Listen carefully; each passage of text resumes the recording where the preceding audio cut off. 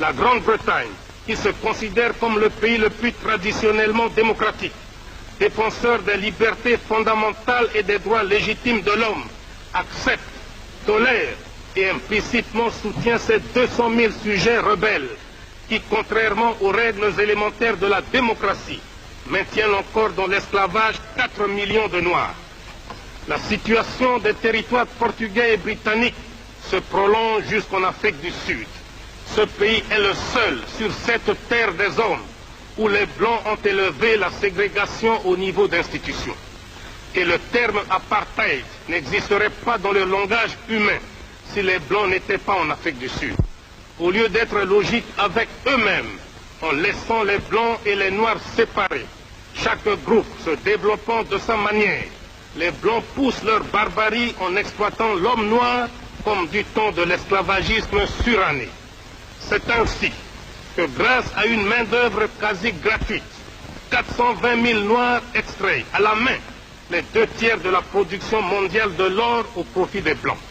Et ces Noirs d'Afrique du Sud, n'ayant ni droit de grève, ni droit syndical, ni droit tout court, qui avaient demandé une augmentation dérisoire de leur salaire, tenant compte du cours mondial actuel de l'or, ont été purement, simplement et sauvagement abattus par les autorités sud-africaines. La République sud-africaine nargue l'Organisation des Nations Unies depuis plus de 20 ans sur le problème de la Namibie.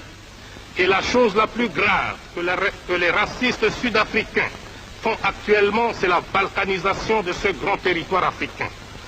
Face à ce complot contre l'Afrique indépendante, 3 pays les plus directement visés essaient de coordonner leurs efforts afin d'assurer d'une part leur propre sécurité et d'autre part afin que les pays actuellement occupés soient libérés.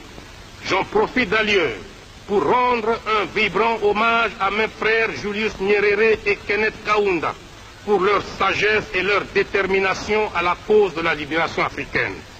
La mise en commun de nos moyens dans le cadre d'une conférence tripartite permanente permettra, j'en suis convaincu, la création d'un axe de dissuasion Kinshasa-Lusaka-Dar es Salaam. Tous ceux qui aiment l'Afrique doivent aider la Tanzanie, la Zambie et le Zaïre à assumer leurs responsabilités. Monsieur le Président, le Zaïre s'est associé à plusieurs reprises à d'autres États africains pour convaincre et persuader les racistes de l'Afrique australe de sortir de leur mauvais chemin, notamment par le manifeste de Lusaka. À cette attitude de bonne volonté, il nous a été opposé un mépris total. Aujourd'hui que nous avons la stabilité politique, économique et sociale, nous ne pouvons nous sentir heureux chez nous tant que nos frères d'Angola, de Mozambique, de Zimbabwe, d'Afrique du Sud et de Namibie ploient encore sous le joug des colonialistes portugais